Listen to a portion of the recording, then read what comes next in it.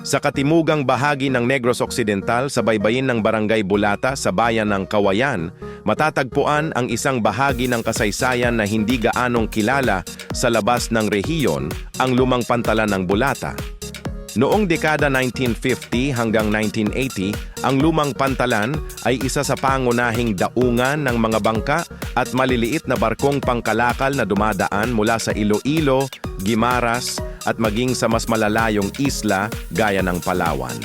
Sa paglipas ng panahon at sa pag-unlad ng mga makabagong daungan sa ibang bahagi ng Negros at Bacolod, unti-unting naisantabi ang Lumang Pantalan. Bumagal ang kalakalan, lumipat ang sentro ng aktibidad sa mas modernong lugar, at ang pantalan ay naiwan bilang isang tahimik na paalala ng nakaraan.